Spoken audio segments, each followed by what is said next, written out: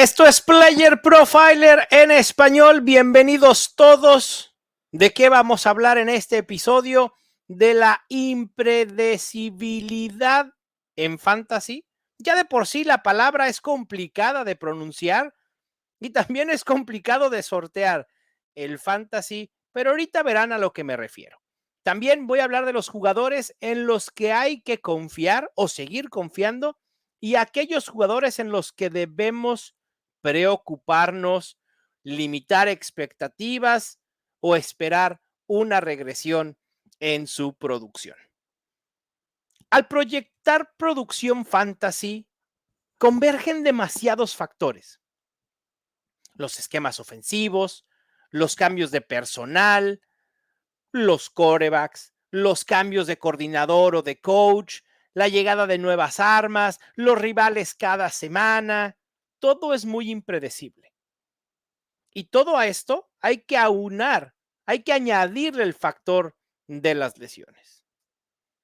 Y para que vean que esto es muy impredecible y que quizá muchas de las cosas que hemos visto en estas primeras 2 semanas vayan a cambiar al final del año, vamos a ver un poco de lo que pasó en 2023 luego de 2 semanas. Hace un año, Russell Wilson era el quarterback 4 y Mac Jones, sí, Mac Jones era el quarterback 8. Eso después de 2 semanas en el 2023. Ni Russell Wilson ni Mac Jones terminaron siendo opciones reales en fantasy. En los running backs, el suplente de Tyler Allgeier, o el número 2 detrás, de Villan Robinson, Tyler Allgeier, era el running back 7.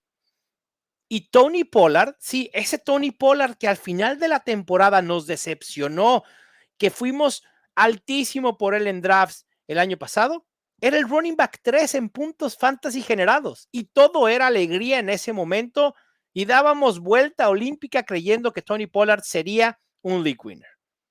Entre los wide receivers, Josh Reynolds era un wide receiver top 10 y Tutu Atwell era el wide receiver 20. Entre los tight ends, un nombre que les va a sonar mucho porque lo está repitiendo en esta temporada, Hunter Henry. Pero hace 2 años, hace un año era el tight end 2. Darren Waller era el tight end 5. Y después fue una decepción total. Kyler Granson era el tight end 8 en aquel momento. Creo que con estos ejemplos he dejado claro cuál es el punto que quiero abordar. Que a pesar de que nos entusiasma o nos preocupa lo que vemos estas 2 primeras semanas, no sabemos qué nos va a esperar en las subsecuentes. No todo permanece igual en fantasy. Y esa es la primera lección. Y lo que tenemos que hacer es intentar detectar esas anomalías como el año pasado. ¿Quiénes de entre los top 12, top 24 no corresponden a estar en esos rangos? Empecemos con los quarterbacks. Porque Baker Mayfield, Derek Carr y Sam Darnold están en ese rango. Los 3 pertenecen a estar entre los 12 mejores de fantasy durante toda la temporada. Muy probablemente no. Podemos apostar a que Baker Mayfield puede estar en esos rangos porque ya lo vimos hacerlo el año pasado. Quizá lo que vimos de Baker Mayfield en 2023 no solo se debió a tener a Dave Canales de coordinador ofensivo, sino al propio Baker Mayfield y a las armas que lo rodean, Mike Evans, Chris Godwin, etc. Y Derek Carr sin duda ha dado un brinco importantísimo en su carrera. Creo que los Raiders en retrospectiva pudieran estar pensando, ¿y si hubiéramos puesto un coordinador ofensivo inteligente para Derek Carr? Quizá las cosas serían diferentes en los Raiders en estos momentos. Porque los Saints son de verdad. Esta ofensiva que ha colocado Clint Kubiak se ve espectacular. Y parece ser que no va a parar. Derek Carr eventualmente tendrá semanas volátiles, pero creo que su estatus como un quarterback top 15 posiblemente esté a salvo. Aquí el que me genera más duda y que creo que es la anomalía es Sam Darnold. Sabíamos que es un quarterback competente, medianón, por así decirlo. Pero recuerden que incluso Justin Jefferson nos generaba ciertas dudas con Sam Darnold. Esas dudas se han disipado por completo. Pero ¿podrá Sam Darnold continuar produciendo a estos rangos? Muy probablemente no. Digo, obviamente lo que vimos en semana 2, un golpe de autoridad frente a los 49ers, pudiera hacernos pensar que sí. Pero creo que Sam Darnold eventualmente tendrá altibajos porque así lo ha hecho y así ha sucedido durante toda su carrera. En los running backs top 12 está J.K. Dobbins, está Jordan Mason, está Ramondre Stevenson. ¿Cuál es la anomalía? En un rato más voy a hablar de J.K. Dobbins, así que no les voy a dar spoiler. ¿Será J.K. Dobbins un jugador en el que confío o un jugador en el que me preocupa? Tendrán que quedarse a escuchar el resto del episodio. Pero platiquemos de Ramondre Stevenson. ¿Creemos de verdad que la ofensiva de los Patriots es real? Que Ramondre Stevenson, a pesar de lo que hizo Antonio Gibson la semana pasada, más de 100 yardas en total, le dé para que Ramondre Stevenson continúe siendo un running back top 12? Ni en las mejores épocas de la ofensiva de los Patriots hubiéramos considerado a Ramondre Stevenson como un running back top 10. ¿Por qué habría de considerarlo ahorita? Ramondre Stevenson puede ser una anomalía, pero una anomalía del top 12. Ramondre Stevenson puede continuar siendo un running back 2 bajo meramente por volumen, como lo ha sido en la gran mayoría de años durante su carrera. Pasando a los wide receivers, creo que aquí hay muchos candidatos a anomalía. Tenemos a Chris Godwin, que es el wide receiver número 1 en todo el fantasy. Jaden Reed, después de su espectacular semana 1. Jamison Williams y este surgimiento impresionante. Alec Pierce y Rashid Shaheed. Obviamente, Jaden Reed, por obvias razones, al no contar con Jordan Love, parece que eventualmente comenzará a bajar escalones de este top 12 para eventualmente ser un wide receiver top 24 cuando regrese Jordan Love. Yo tampoco esperaría semanas de 30 puntos fantasy una vez que regrese el quarterback titular de los Packers. Chris Godwin, no espero se consolide como un wide receiver top 12. Eventualmente será un wide receiver 2 bajo. Jamison Williams, mismo caso. Alec Pierce, ni se diga. Y Rashid Shaheed también. Todos estos pueden terminar siendo una anomalía. Hablando del top 24, está Allen Lazard y Quentin Johnston. De Allen Lazard ya vimos que lo que sucedió en la semana 1 fue un total espejismo y que era muy difícil que pudiera replicarse en semana 2. Es que es muy sencillo. El talento en esa ofensiva es de Garrett Wilson y es de Breece Hall. Y por más que le den oportunidades a Braylon Allen y pueda lucir con esas oportunidades, el principal seguirá siendo Breece Hall. Lo mismo sucede en los wide receivers. Garrett Wilson es el wide receiver que eventualmente tendrá semanas de explosión. Y también voy a hablar un poquito más adelante de él. En los tight ends del top 12, ¿quién es la anomalía? Hunter Henry, Mike Gesicki, Zach Ertz, y si no me lo van a creer, pero el panorama de tight ends está tan precario que Chigose Mokongo de los Titans es top 12 en lo que va de la temporada. Aunque no lo crean. Hunter Henry puede ser una opción que vaya a fluctuar entre el top 12, top 15. Va a haber semanas en las que pueda explotar, va a haber semanas en las que va a decepcionar. Es normal. Y vuelvo a lo mismo que preguntaba con Ramondre Stevenson. ¿Creemos que la ofensiva de los Patriots va a soportar 2, 3 opciones fantasy regularmente cada semana? Muy probablemente no.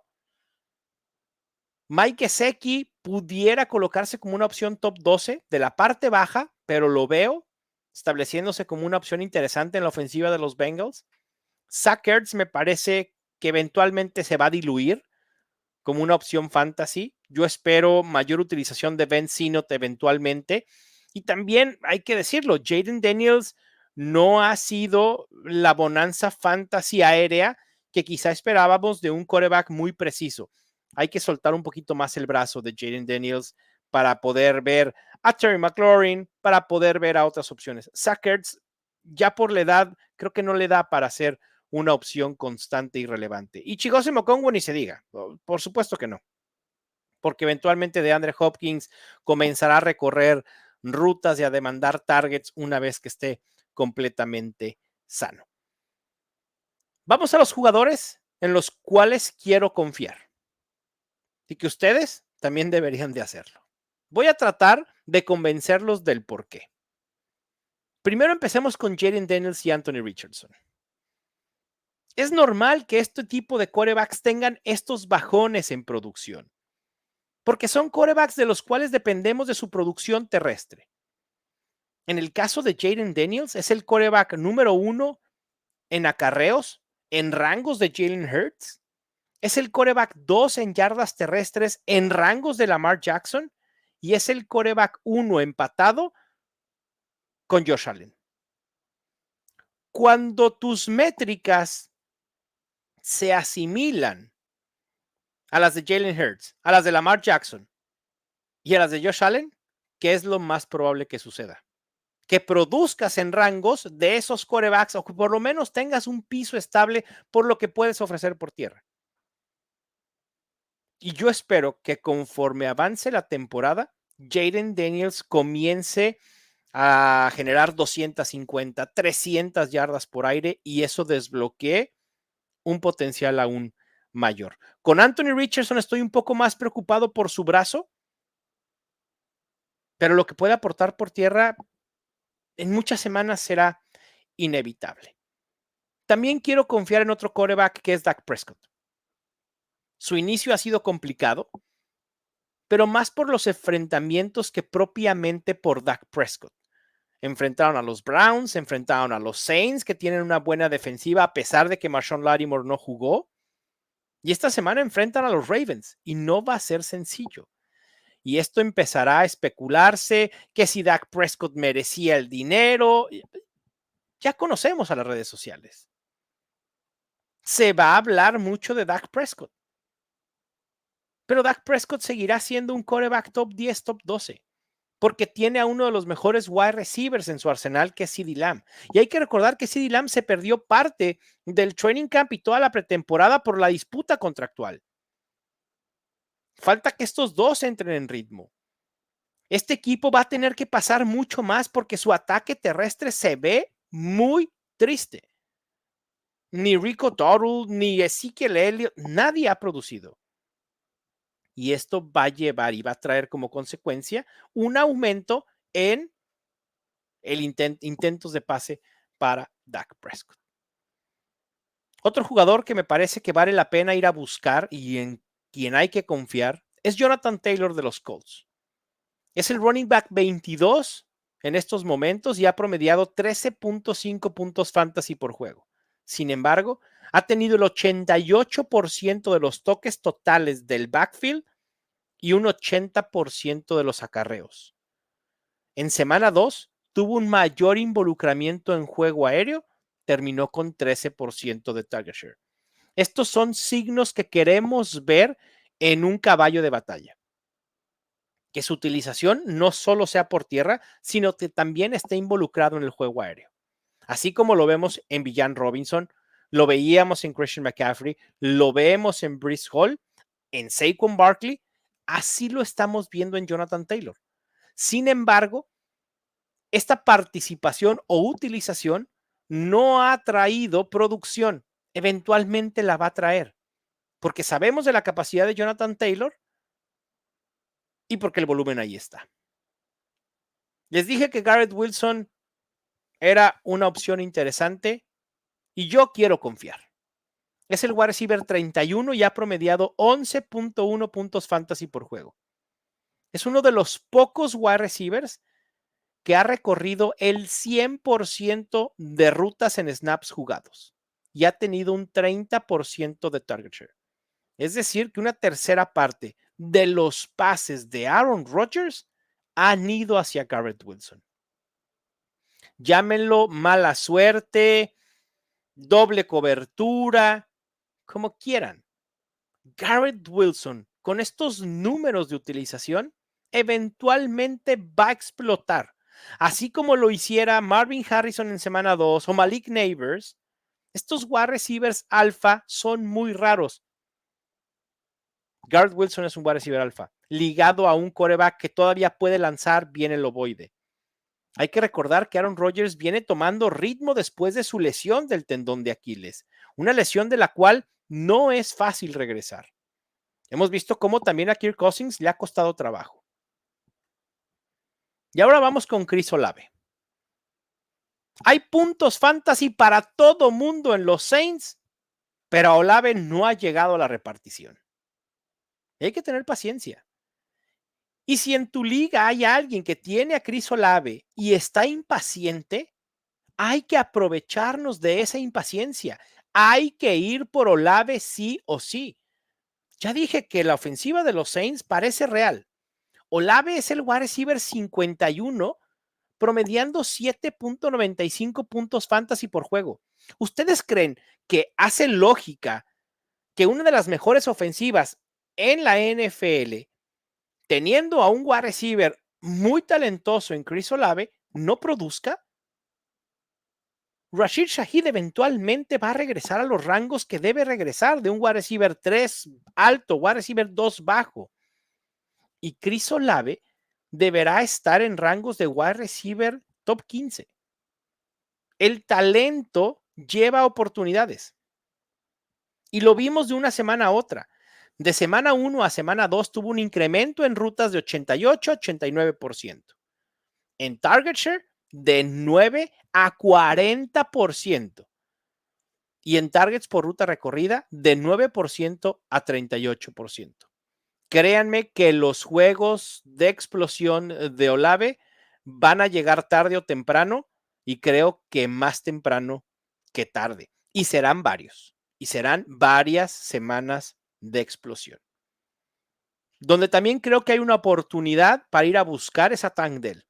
Es el wide receiver 68 y ha promediado 5.9 puntos fantasy por juego. En la semana 8 produjo 8.9 y en la semana 2 desapareció casi por completo y solo produjo 2.3. Busquen a quien tiene a Tank Dell en sus equipos de fantasy. Entre las lesiones y bajas de juego, esa persona puede estar totalmente desesperada por opciones que pueda utilizar de inmediato. Muy pocos ven lo realmente importante en los números de Tank Dell. Tú abres la app donde juegues fantasy y vas a ver los puntos fantasy, que tiene 4 recepciones y 37 yardas, y vas a decir, muchas gracias, no quiero nada que ver con Tank Dell. Sin embargo, si le escarbamos un poquito, 86% de rutas recorridas en rangos casi iguales a los de Stephon Diggs y Nico Collins. Un 17% de target share, 2 puntos porcentuales abajo de Stephon Diggs. La diferencia en la utilización de Stephon Diggs y Tank Dell no es drástica en lo absoluto. Este juego aéreo de los Texans se condensa en 3 opciones de wide receivers y la producción eventualmente lo va a reflejar. Los números de Nico Collins deberán bajar ligeramente, pero creo que seguirá siendo un wide receiver top 12. Y los de Stephon Diggs quizá también un poco más abajo, y Tank Dell deberá dar un brinco. La utilización de Tank Dell de verdad grita oportunidad a todo lo que da. Y donde se va a descontrolar esto es con Brock Bowers. Este será un segundo año consecutivo teniendo a un tight end novato peleando por ser top 5 en la posición. Tal parece que las preocupaciones que teníamos sobre el destino de Brock Bowers eran desmedidas. Otra lección aprendida de manera dura, tajante, fulminante. El talento. El talento es lo más importante. Y el talento de Brock Bowers nunca estuvo a discusión. Pero claro, teníamos incógnitas en Gardner Minshew, teníamos incógnitas porque iba a competir por targets con Davante Adams. El talento es la llave maestra para abrir puertas a utilización. Y ya vimos, en pretemporada vimos, al igual que pasó con Sam Laporta, con los Lions el año pasado, con Bowers y los Raiders empezamos a ver que los Raiders tenían un plan para utilizar a Bowers por todos lados. Como tight end, como wide receiver de slot, por fuera, como running back, por todos lados. Y eso se ha manifestado. Brock Bowers, por increíble que parezca, es líder entre todos los tight ends en targets, en recepciones, en yardas recibidas y es el número 2 en puntos fantasy por juego. Y la producción ha sido buena porque además de su talento, la utilización ha sido la correcta. 24% de target share y un 27% de targets por ruta recorrida. La única incógnita es si Gardner Minshew podrá seguir alimentando a sus opciones aéreas.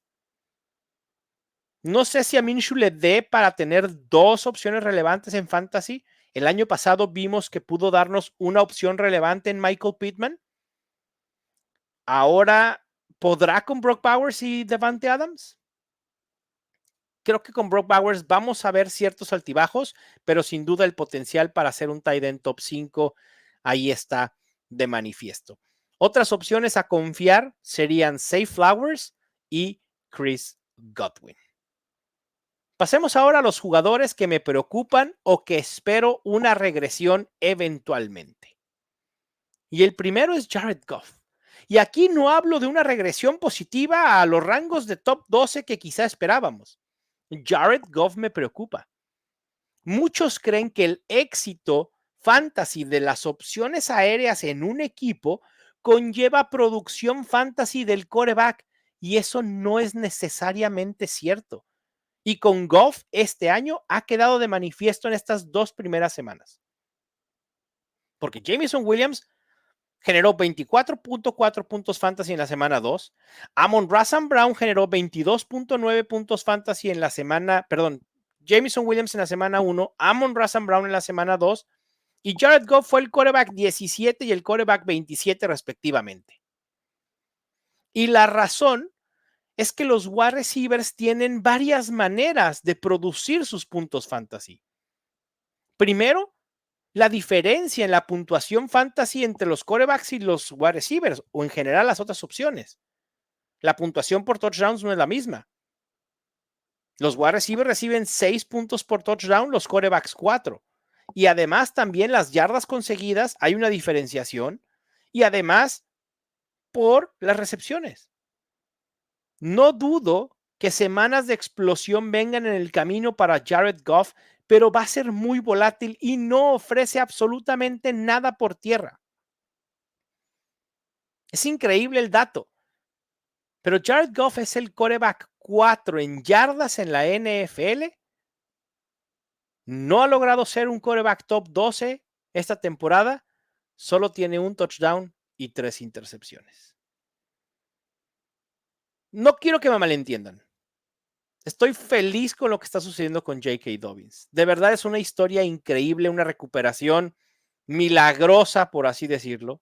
Sé que la medicina ha avanzado mucho en esta época, pero ver lo que ha sufrido J.K. Dobbins en lesión tras lesión tras lesión cada año y lesiones importantes, el ligamento anterior cruzado, el talón de Aquiles, de que la gran mayoría de nosotros no pensábamos que J.K. Dobbins pudiera tener relevancia nuevamente en la NFL porque es muy complicado para un running back regresar de una lesión de este tipo en el tendón de Aquiles porque te limita en explosión, te limita en cortes laterales, te limita en agilidad, pero J.K. Dobbins lo está logrando. Es el running back 4 en lo que va de la temporada y promedia 21 puntos fantasy por juego. Ha generado al menos 130 yardas terrestres en 2 juegos consecutivos. El problema es que J.K. Dobbins está inmerso en un comité. Ha tenido solo el 48% de los toques, el 46% de los acarreos y solo un 9% de target share. Según datos de J.J. Zacharyson, desde 2011 no ha habido un solo running back, ninguno, que termine en el top 10 de fantasy y que haya tenido al menos o menos del 50% de acarreos y menos del 10% de target share. Es decir, una utilización similar a la que está teniendo J.K. Dobbins. Para el volumen que está teniendo J.K. Dobbins, la expectativa es que sea un running back 2 medio. Y eso ya es muy valioso porque a J.K. Dobbins lo seleccionamos muy tarde en nuestros drafts. El que nos dé números de un running back 2 es muy favorable. No esperemos que siga siendo un running back top 8. Va a venir una regresión.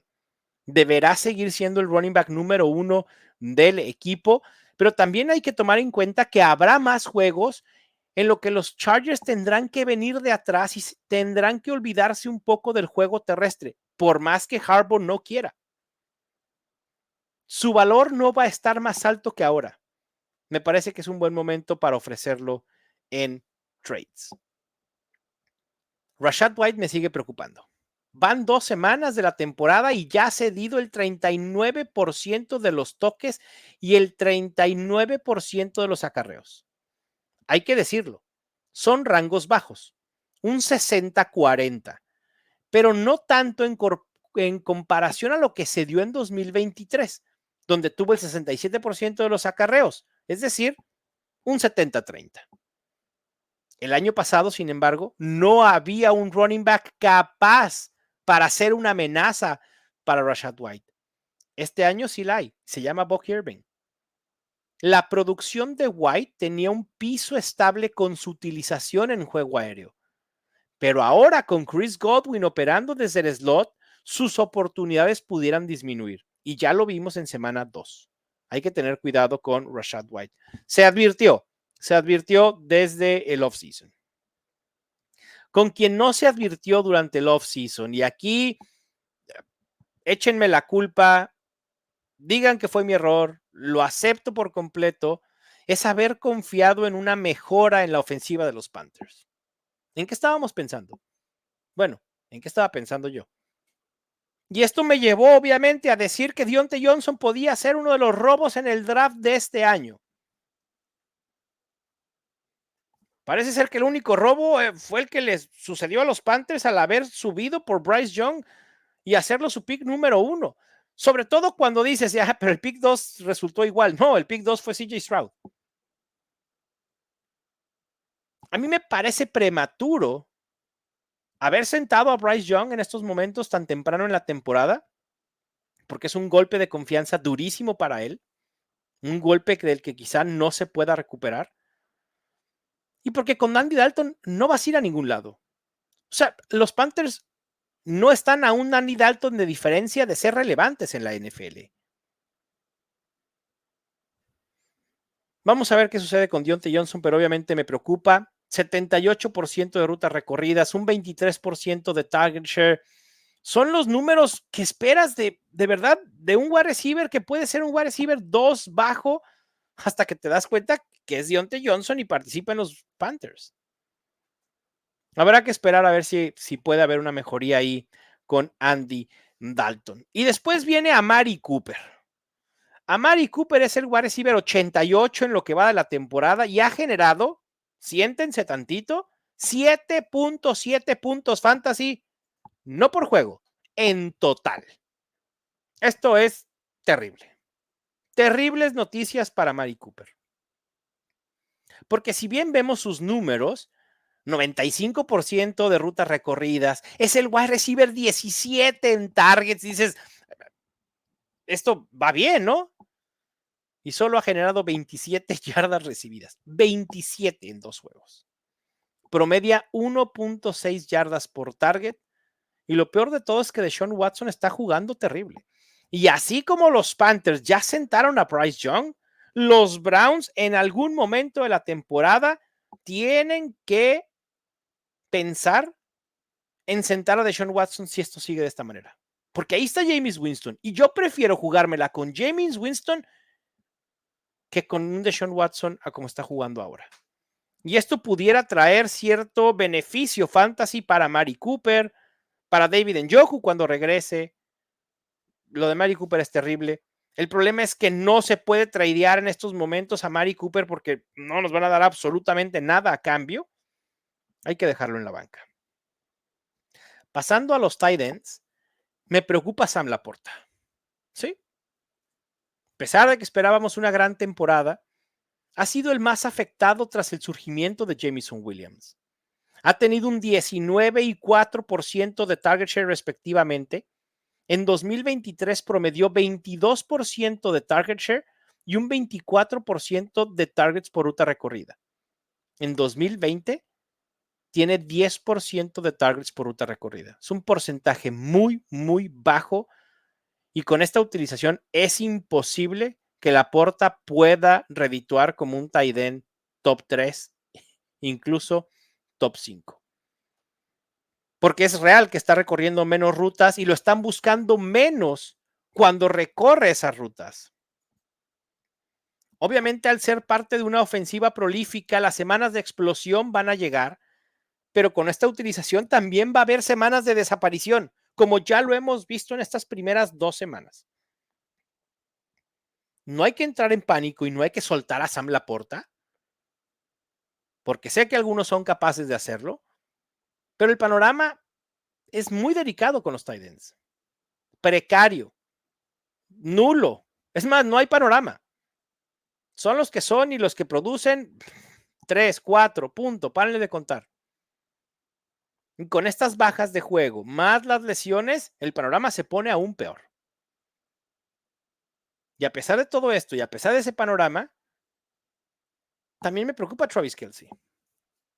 En el 2023, 26% de target share y un 23% de target por ruta recorrida. Estos son números que tuvo Travis Kelce el año pasado. En 2024, en las 2 semanas que van de esta temporada, su target share es de 14% y su targets por ruta recorrida de 13%. Lo peor de todo es que no tiene ningún target en zona de anotación.